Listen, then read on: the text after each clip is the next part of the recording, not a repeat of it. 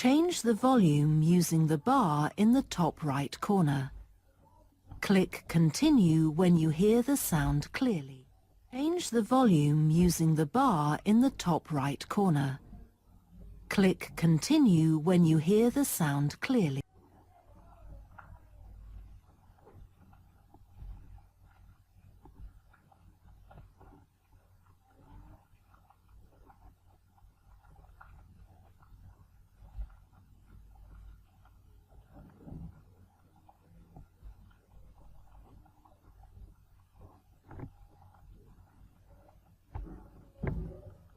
Right, Judy. This week it's your turn to bring us up to date on your dissertation. So? I've finished the basic research and planning, and the first draft, and hopefully I can start writing the final version now. Good. Not everyone knows your subject, so you'd better introduce it. I've chosen to study everyday life in the East End of London in the early 20th century. Lots of books have been published about the East End, covering everything from health to how roads and districts got their names. So you might think it's an obvious subject to pick, but in fact I was brought up there, and I've always been interested in finding out how the area shaped my upbringing. What materials did you use in your research? As I said, a lot's been written about the area, and I use some of it to get an idea of what to cover, but the bulk of my work is based on the elderly people from the area who I managed to contact and arrange to meet, and then recorded as they talked to me. And when they referred to any specific events, I looked them up in local newspapers from the time. Was it difficult to get enough source material? Not a bit. The problem started when I thought I had enough material and sat down to devise a workable filing system. It took ages, but I was really glad of it when I came to writing the draft. Otherwise it would have been impossible.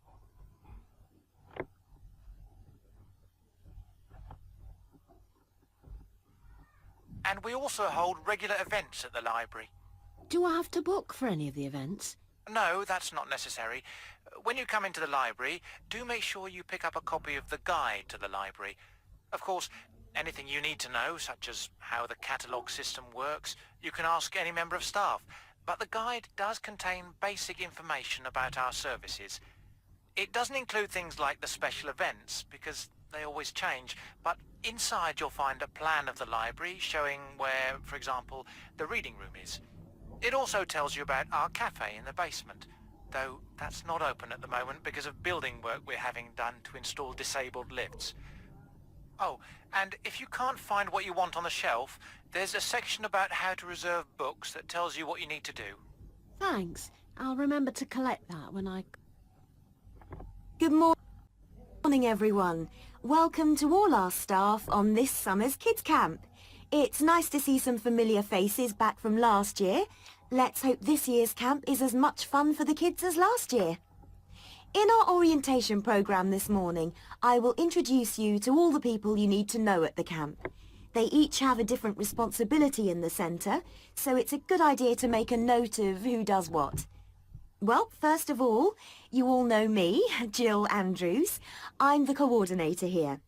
The next person you need to know is Mary Brown. She's our accommodation officer, so she deals with all the housekeeping matters concerning both the children's dormitories and your own accommodation wing. Next, we have John Stevens, who is our catering manager, and he organises all the menus. If you have any special dietary requirements, speak to John and he'll do his best to accommodate you. We sometimes find that the children complain about not liking certain meals, so if there's a real problem, you should get John involved. Then we have Alison Jones. She plans all the excursions and does all the bookings for the tour buses, etc. Alison also accompanies the children on the excursions and is responsible for making sure that the same number of children return to the centre as leave it. Tim Smith is in charge of physical education. He'll organise the big athletics carnival that we have at the end of the camp. But he'll also plan the individual training sessions for the kids. We have to remember that exercise is one of the key features of this camp. Last but not least is our wonderful Jenny James. She looks after any of the children who are homesick or have problems getting on with other kids here. So don't feel you have to deal with those problems yourself. A chat with Jenny usually does the trick. You'll notice that this year we don't have a resident first aid person. Instead, we have a qualified nurse on call at all times should anyone fall ill.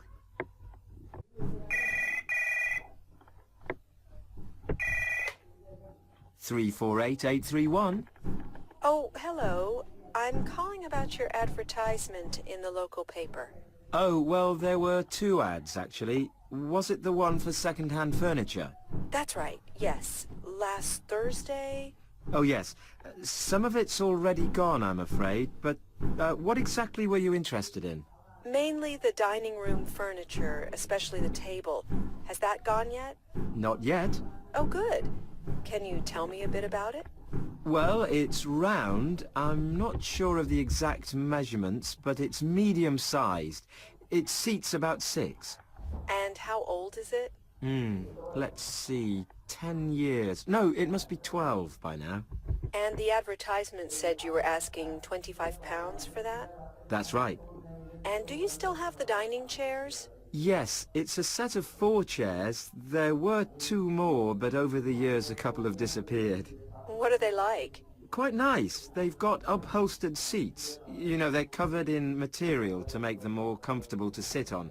That's green, but you could change it, of course, if you wanted something different. What sort of condition are they in? I'd say reasonable. They've had a bit of wear, and we're asking £20 for those. Right. And the other thing I wanted to ask about was the desk. Can you tell me roughly how long the top is, so I know if it'll fit in my room? Let's see, it's 75 centimeters high, I know, and the length's 1 meter 20, and it's 40 centimeters deep. It's got 3 drawers. The top one's got a lock, so you can keep your valuables there. And you were asking £50? Good afternoon, everybody, and thank you for giving me your time today. Firstly, I'd like to talk to you about a career in the fashion industry. Then about the kind of people we're looking for at Pacific Clothing. And finally, I'd like to tell you what we offer you if you come to work for us. All kinds of people work in a wide range of jobs in the clothing industry, from drivers to office workers and artists. At the moment, we're looking to recruit new staff from several professions. Right now, we're on the lookout for scientists, particularly to work with the dyes we use to colour fabrics. And to design the patterns and choose the colours which are going to appeal to consumers, we have a strong design team.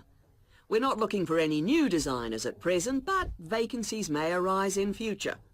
However, at the moment, we are looking for engineers to work in the production department. Just like any company, we too need practically minded people to make sure that we're not spending more than we're earning. So we're currently recruiting accountants. They're not usually associated with fashion, but let me tell you, they perform a vital task. But that's not to say that if you have qualifications in another field, such as management or sales, we won't be needing someone like you in the future. All right. Those of you who want to go on the ride, please just wait a moment while I give some directions to the rest of the group. You'll notice that the Welcome Center, where we are, is located on the southwest corner of Elm and Main Streets. For those of you interested in doing a little shopping, on the other side of Main Street, you can see a wonderful quilt shop. These are handmade blankets, which are usually made from patches of leftover material. They make wonderful gifts, but let me warn you, it will be hard to leave that shop, so you may want to save that for last. The next street up Main is Ash Street. On the south side of Ash is a handicrafts museum worth a look. You'll be amazed at the variety of handmade crafts there. On Main Street, in the middle of the block past Ash but before Oak Street, is a traditional one-room schoolhouse. Please be as quiet as possible and do not take photographs, as school is in session.